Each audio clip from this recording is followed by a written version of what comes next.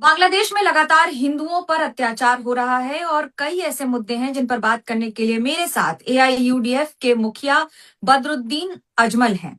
अजमल साहब, स्वागत है आपका हमारे नेटवर्क पर, एनडीटीवी पर आपका हाँ, स्वागत है। सबसे पहला सवाल आपसे ये कि बांग्लादेश में हिंदुओं की जो स्थिति हो रही है उसे देखकर आप क्या कहेंगे, क्योंकि ये धर्म के आधार पर उन्हें मारा जा रहा है।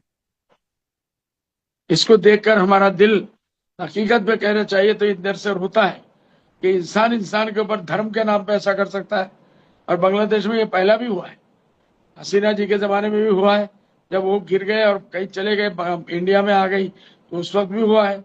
और अभी यूनुस साहब भी इसको कंट्रोल नहीं कर पा रहे हैं। हिंदुओं के मंदिरों को तोड़ा जा रहा है, उनके घरों को जलाया जा रहा है, उनको गोलियों से मारा जा रहा है। ये बहुत ही इंतहाई सफाकाना काम है।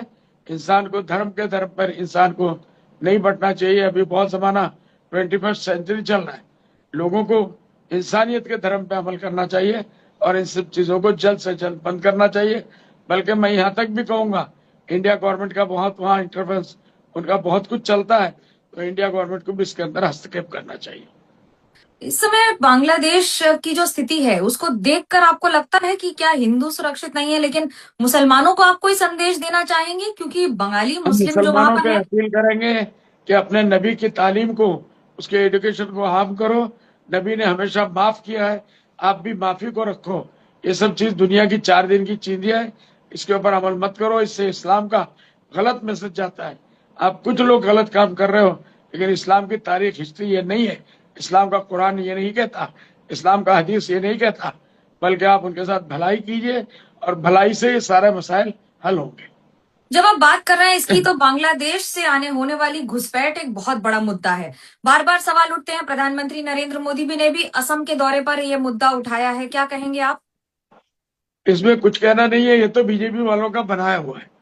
पहले कांग्रेस वालों ने बनाया, 72 साल में 50 साल तक वो बुनाते रहे, क्योंकि इलेक्शन के टाइम पे उनको वोट गिनना है और वोट बनाना है उनको, तो ये इश्यू को जिंदा रखते हैं। मैंने जब महंतो जी साहब 10 साल वो चीफ मिनिस्टर रहे, मैं पार्लियामेंट में था, तो मैंने बाकायदा चैलेंज किया था कि मुझे 10 साल का रिपोर्ट दिया जाए, क्योंकि वो आंसू के अंदर में उसी उनकी 10 साल की मिनिस्ट्री इसी बात पे आई थी कि घुसपैठियों को निकालो। तो मैंने उस वक्त, जो ऑन रिकॉर्ड मेरे पास है, पूरा 10 साल में 11 लोगों को आइडेंटिफाई नहीं कर पाए। नाम उनको नाम में आया जरूर, लेकिन निकाल नहीं पाए। और 100-200 आदमी को भी वो घुसपैठियों को या बांग्लादेशी दरद को निकाल नहीं पाए, क्योंकि नेचुरली हकीकत में कुछ था ही नहीं लेकिन ऑन ये द बात तो ग्राउंड। सच है ना कि पॉलिटिकल घुसपैठ एक बड़ा मुद्दा है। बांग्लादेश से आने यकीनन वाली मुद्दा है। घुसपैठ जब असम में से मुद्दा है। सड़क, आपकी खुद की कॉन्स्टिट्युएंसी धुबड़ी जी में हाँ, जब लाखों से की आबादी, 28 लाख बांग्लादेश जब वोटर, से सबसे बना बड़ी है, आबादी वाला जब से ये कॉन्स्टिट्युएंसी है। बांग्लादेश बना है, मेरे ही क्षेत्र में धुबड़ी में सबसे ज्यादा ही हुआ उसमें, क्योंकि बॉर्डर है और तार कांटा लगा हुआ है। गवर्नमेंट भी, जो भी गवर्नमेंट आई है, पहले कांग्रेस गवर्नमेंट इसका फायदा उठाया। अब मैंने कहा, हमारी पार्टी पहले पार्टी थी, वी आर द ओनली। हम लोगों ने कहा था कि बांग्लादेश के बॉर्डर को सील करो। इससे पहले किसी ने नहीं कहा शूट एट साइट करो। मेरे लोग मेरे ऊपर नाराज हुए, लेकिन हमने कभी भी इसका साथ नहीं दिया। हम इसको नहीं चाहते हैं, ये होना नहीं चाहिए। लेकिन जिस तरीके से पुशबैक किया जा रहा है वो इलीगल है, 100%। एक डीसी के हाथ में दे दिया। डीसी क्या है? Deputy commissioner. उसका रोल क्या है? आज तो घर घर में लोगों के पास एआई है। एआई में जाके देखिए डीसी का रोल क्या है।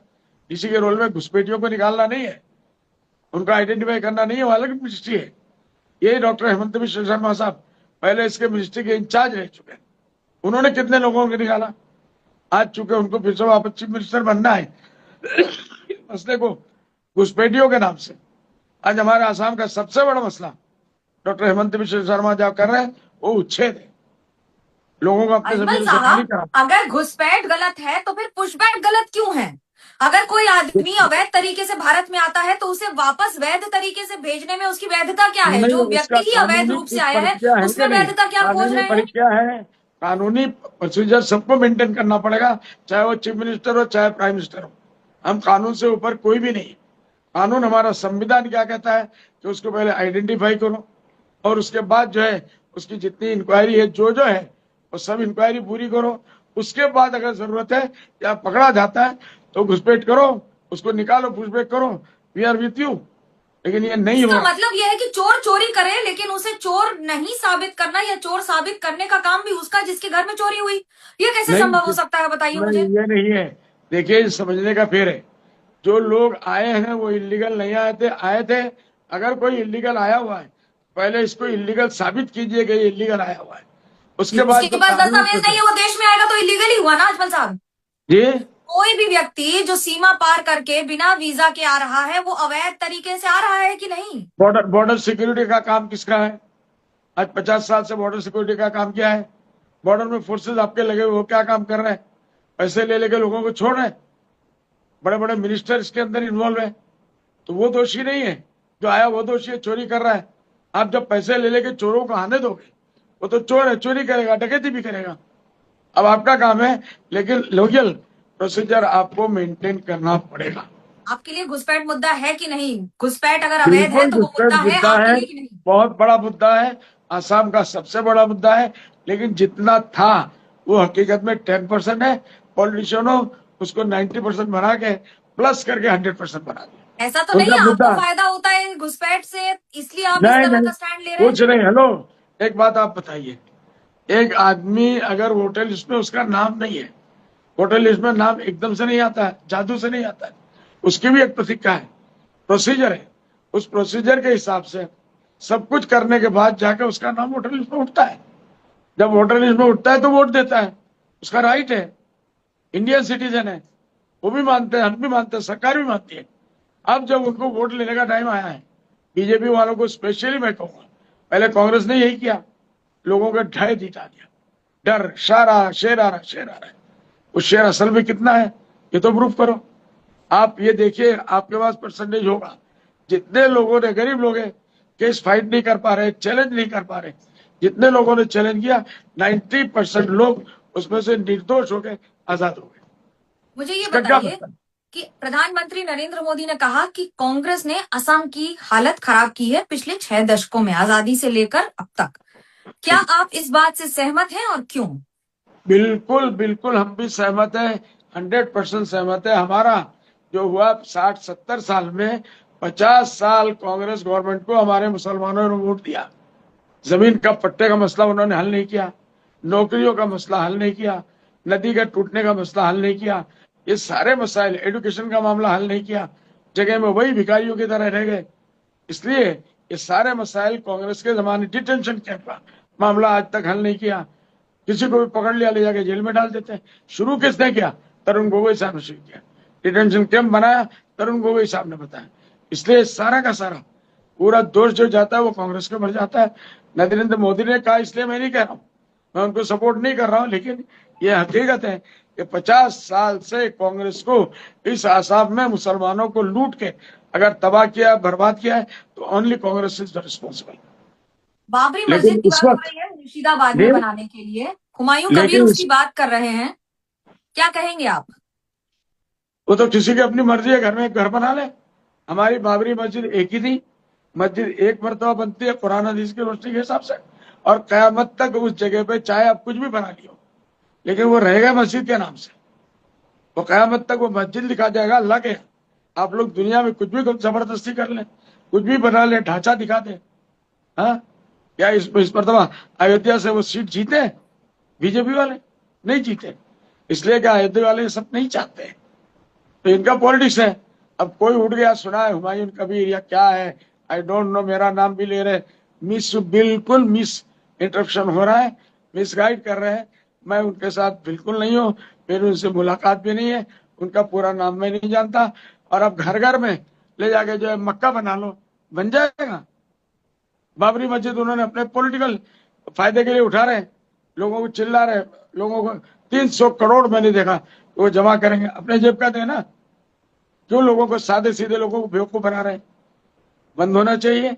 कोई मुसलमान इसका साथ नहीं देना चाहिए। मैंने देखा कि ओवैसी साहब का भी नाम उन्होंने गलत इस्तेमाल किया, राहुल गांधी जी का नाम भी गलत इस्तेमाल किया, इसलिए मेरा भी नाम, मैं उसके साथ नहीं हूं, और कोई मुसलमान को उनके साथ इस मामले में नहीं रहना चाहिए। क्या आपको लगता है कि आप जो कह रहे हैं कि बाबरी मस्जिद के ध्वस्त होने के बाद अगर वहां राम मंदिर बन गया तो भी उसकी पहचान बाबरी मस्जिद के तौर पे होगी, आप यही कह रहे हैं? बिल्कुल कयामत तक रहेगी, जब तक कि ये दुनिया खत्म नहीं हो जाएगी। ऊपर, राम मंदिर की पहचान बाबरी मस्जिद के नाम से कैसे हो सकती है अजमल साहब? अरे भाई हेलो, वो तो आपके हाथ में कलम है। कहते हैं ना, लोगों ने कहा कि दुश्मन के हाथ में कलम है, जो चाहे लिख दे। लिखने से तो नहीं बनेगा ना। सुप्रीम कोर्ट दुश्मन है आपका? कोई नहीं दुश्मन है, कोई नहीं दुश्मन है। क्यों हम कहेंगे दुश्मन है? लेकिन मैं ये कह रहा हूं कि सारा करने के बाद, प्राइम मिनिस्टर के करने के बाद, नरसिम्हा राव जी ने मौका दिया, वो कांग्रेस के थे। उनको अगर वो पहले दिन अगर रोक लेते तो ये बाबरी मस्जिद की घटना नहीं होती। लेकिन ऐसे 1000 बाबरी मस्जिद बना ले, बनाने वालों के यहाँ बाबरी मस्जिद नहीं जाएगी, और जहां तोड़ा है वो भी बाबरी मस्जिद ही रहेगा कयामत तक। ये हमारा मानना है। मैं आपसे दोबारा पूछ रही हूँ, आप कह रहे हैं कि राम मंदिर बनने के बावजूद राम मंदिर की पहचान बाबरी मस्जिद के तौर पर ही होगी, ये कैसे संभव है, बताइए आप मुझे। नहीं, आप लोग नहीं मानेंगे, मत मानिए। जिन्होंने बनाया वो नहीं मानेंगे। जो बाबरी मस्जिद को तोड़ने वाला, उनमें से एक बड़ा सिपाही था, वो तो मुसलमान हो गया। क्यों? उसको कुछ अल्लाह ने दिखाया? इस किस्म के और बहुत से लोग सुप्रीम कोर्ट के मुसलमान हैं। आदेश पर बनी है। क्या बदरुद्दीन मुझे अजमल सुप्रीम कोर्ट का आदेश मुझे मान रहे सुप्रीम हैं कि नहीं नहीं मान रहे मुझे हैं? सुप्रीम कोर्ट के आदेश को सरे तस्लीम, उनके सामने हमारा सर झुका हुआ है। उनके हर फैसले को आप मानेंगे। लेकिन आजकल देखा जा रहा है सुप्रीम कोर्ट के अभी वक्फ के मामले में, इससे पहले जो मामला आए, बहुत से मामलों में सुप्रीम कोर्ट के फैसले जो ऊपर के बाबुओं को देख के किया जाता है। ये बड़े अफसोस की बात है। ये हिंदुस्तान के लिए बहुत बड़ा खतरा है। ये नहीं होना चाहिए। सारे जजेस जितने भी सुप्रीम कोर्ट बैठते हैं, मैं उनका हाथ जोड़ के कि अल्लाह के वास्ते आप इंसाफ का फैसला कीजिए। ऊपर वाला आपके एक लिए है संविधान ज्यादा बड़ा है कि कुरान? जी। आपके लिए ये तो संविधान आप बड़ा ऐसे है कि पूछ रही है, कुरान? कोई मुझसे पूछे तुम्हारा ये आंख बड़ा है कि ये आंख, मेरे दोनों आंख मेरे लिए बड़े हैं। दोनों आंख मेरे बराबर है। ये हाथ मेरा बराबर है, ये हाथ मेरा बराबर है। इसलिए जब धर्म की बात आएगी तो कुरान बड़ा है। जो हिंदुस्तान मुल्क की बात आएगी, संविधान, तो मेरा संविधान बड़ा है। बाबरी मस्जिद दोबारा अगर मुर्शिदाबाद में बनता है, आपको न्योता जाता है, आप आएंगे? हमारे नबी के जमाने में एक मस्जिद उस जमाने के लोगों ने, जो अल्लाह के नबी को नहीं मानते थे, मस्जिद बनाई। उस मस्जिद का नाम अल्लाह ने कुरान में उसको मस्जिद जरा नुकसान वाला मस्जिद बना दिया। ये भी उसी किस्म का एक नुकसान बनाने के लिए, फसाद फैलाने के लिए, लोगों के अंदर एक फितना फैलाने के लिए। एक आदमी को एमएलए बनना है तो उसको कुछ चाहिए इशू, उसने बनाया। लेकिन वहां मस्जिद में बाबरी मस्जिद की कोई रूह भी नहीं आएगी। आप हुमायूं कबीर बार बार कह रहे हैं कि उनकी आपसे बात हुई है, आपके नेताओं से बिल्कुल बात नहीं, हुई है, झूठ, वो एआईयूडीएफ झूठ, ज्वाइन करने झूठ कह वाले रहे हैं, हैं। झूठ कह रहे हैं। वो तो असद भाई का नाम ले रहे हैं। मुझे पूरा यकीन है असद भाई इसके अंदर नहीं होंगे, वो भी इनकार करेंगे। क्या कारण है? जी। क्या कारण अरे है? अब कोई भी उठ के कहीं भी मॉल बना लेगा तो उसकी दुकान है, चलेगी। हम भी जहां में सामान खरीदना होगा तो जाएंगे। मस्जिद जो है आस्था का मामला है। मंदिर बनाना आस्था का मामला है। जिस लोगों को उससे होगा, और हमारे मुसलमान अनपढ़ नहीं होते, तो आज ये पूरे मुल्क में बीजेपी राज कर रही होती, 60 साल से कांग्रेस राज कर रही होती। इस सिर्फ हमारी लिटरेसी का मामला है। इलिटरेट रखा गया हमारे लोगों को, जानबूझ के रखा गया। किसने रखा आपको इलिटरेट? सारे सरकारों ने रखा, सारे सरकारों ने। मैं कोई दूध का धुलावा नहीं है। हर सरकार को मैं इसका ये गवर्नमेंट आई 10 साल 11 साल हो गए, क्या किया मुसलमानों की तालीम में? तलाक का मसला लेकर ढंडोरा पीटा। उन औरतों को क्या किया, क्या सुरक्षा दी? 2-4 दिन पृथ्वी में दिखाना तो दिखा दिया, उसके बाद उनका क्या हाल है कोई नहीं जानता। पश्चिम बंगाल में मुख्यमंत्री ममता बनर्जी ने मुसलमानों के लिए बहुत काम किया है। उनकी सरकार कहती है कि हमने मुसलमानों के लिए देश में सबसे ज्यादा काम के लिए उनकी स्कीम्स वगैरह सारी बनाई हैं। आप कैसे देखते हैं इसको? मैं वहां का नहीं हूं। वहां के मुसलमान आते हैं तो उनकी तारीफ करते हैं। इससे ज्यादा मुझे कुछ नहीं मालूम। मुझे उनके पक्ष में भी नहीं कहना है, विपक्ष में भी नहीं कहना। अगर वो अच्छा काम कर रही है तो फिर जीत के आएगी, नहीं आ रही है तो लोग उनका ठिकाना दिखा देंगे। हुमायूं कबीर को उन्होंने जब पार्टी से निकाला तो हुमायूं का कहना है कि उन्होंने बाबरी मस्जिद की बात की, इसलिए उन्हें निकाल दिया गया। कैसे तो देखते हैं पहले इसको? हेलो, पहले निकाल दिया गया। बाबरी मस्जिद तो अब पैदा हुआ, पहले उनको निकाला गया। किस गुनाह के लिए निकाला गया वो जाने, दीदी जाने। हमारा क्या है। आने वाले दिनों में असम में चुनाव है, सबसे बड़ा मुद्दा आपके लिए क्या होगा? घुसपैठ होगा या कुछ और क्या आप धर्म के आधार पर फिर इस राजनीति करेंगे? मरतबा हमने ये कहा है कि हमारे दो दुश्मन हैं। एक दुश्मन कांग्रेस है, पुराना दुश्मन है। एक दुश्मन बीजेपी है, जो 10 साल से दिल्ली में हुकूमत कर रहा है। आसाम में भी 10वां साल हो रहा है उनका। इसलिए इस मरतबा हमारा एक नंबर शत्रु जो है बीजेपी है, एक नंबर शत्रु हेमंत विश्व शर्मा है। उसने हम मुसलमानों को जितनी बेइज्जत किया है इस्लाम के नाम पे, धर्म के नाम पे और उनको मानवता के नाम से, इतना बेइज्जत शायद दुनिया की तारीख में 3-4 हजार साल में किसी ने इतना बदमान नहीं किया, इतनी बेइज्जती नहीं की। हालांकि मैं गवाह हूं, हेमंत विश्व शर्मा साहब 10 साल पहले तक मुसलमानों के घर में सोते थे, उठते थे। उनके घर का पानी भी आज भी उनके डीएनए में शामिल होगा।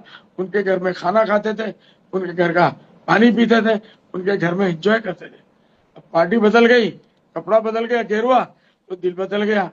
इसलिए चूंकि सिर्फ पॉलिटिक्स के लिए आइंदा उनको जीत के फिर और 5 साल के लिए पॉलिटिक्स करना है, चीफ मिनिस्टर बनना है, तो जो चाहे वो ये चाहे। लेकिन एक बात है, मैं आपके जरिए से अच्छा हुआ याद है, हेमंत विश्व शर्मा साहब को मैं मैसेज देना चाहता हूँ, और ये मैसेज मैंने उनको दिया है कि आप जितना लोगों को उच्छेद कर रहे हैं, ये सारा का सारा कांग्रेस के फेवर में जा रहा है।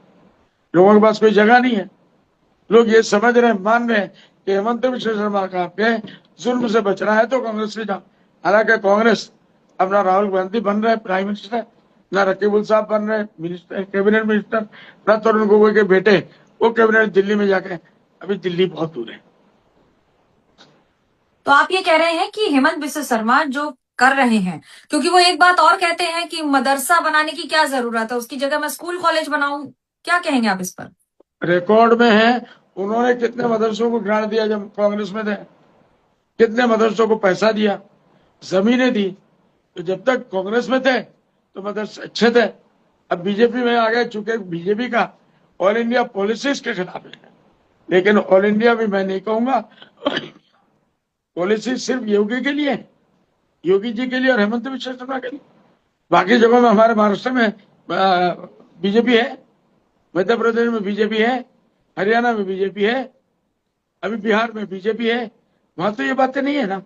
बाकायदा मदरसों को वहां की सरकारें पैसे दे रही है। ये सिर्फ हेमंत विश्व शर्मा ने बंद किया, हालांकि उनके ही बनाए हुए मदरसे थे। वो उन मदरसों में गए, रिकॉर्ड है हमारे पास लोगों का, क्या जवाब देंगे? उस वक्त तो जाके बड़ी बड़ी तारीफ, अच्छी अच्छी बातें करते थे। आपका कहना है कि योगी आदित्यनाथ धर्म आधारित राजनीति करते हैं? 100% सिर्फ धर्म के आधार के ऊपर, इंसानियत के हिसाब का नहीं, डेकोरेशन के नाम पे नहीं, डेमोक्रेसी के नाम पे नहीं, वो सिर्फ धर्म और हिंदुत्व के नाम से राज कर रहे हैं। सेम वही पैटर्न डॉक्टर हेमंत विश्व शर्मा, दोनों का धूल लगा हुआ है कि दिल्ली कौन पहुंचेगा, होम मिनिस्टर की जगह कौन दखल करेगा, प्राइम मिनिस्टर की जगह कौन दखल करेगा। जितना मुसलमानों के ऊपर जुल्म करेंगे उतना उनका दिल्ली में ग्राफ पड़ेगा। इसकी दौड़ लगी है, दोनों में कंपटीशन लगा हुआ है, असम लेकिन में अगली नाकाम बार है। चुनाव होने हैं अजमल साहब, आपकी तैयारी कितनी दुरुस्त है इस बार? बहुत अच्छी है, लोग हमको बहुत ही चाह रहे हैं। आप लोग मैदान में, कांग्रेस को भी हमने देख लिया, लास्ट इलेक्शन में, एमपी इलेक्शन में दे दिया। सिर्फ एक आवाज के ऊपर राहुल गांधी प्राइम मिनिस्टर बनेगा और डॉक्टर हमारे रकीबुल हुसैन साहब वो कैबिनेट मिनिस्टर बनेंगे दिल्ली में जाके। गौरव गोगोई कैबिनेट मिनिस्टर में दिल्ली में। अब तो देखो, बिहार भी नहीं, महाराष्ट्र भी नहीं, हरियाणा भी नहीं, और क्या नाम है आपका, और कितनी जगह आप गिना लो, कम से कम 10-12 स्टेट है जहां कांग्रेस का नामो निशान है। दिल्ली में तो जीरो हो गए, शर्म की बात है। तो ऑल इंडिया एक पार्टी है, कुछ तो इज्जत करो कांग्रेस वाला। से बात करने के लिए बहुत बहुत धन्यवाद अजमल साहब, अपना समय देने के लिए बहुत बहुत धन्यवाद। आने वाले बहुत दिनों की बहुत चुनावी रणनीति में आप पर एनडीटीवी की भी नजर रहेगी और दोबारा इंटरव्यू के लिए भी जुड़ेंगे।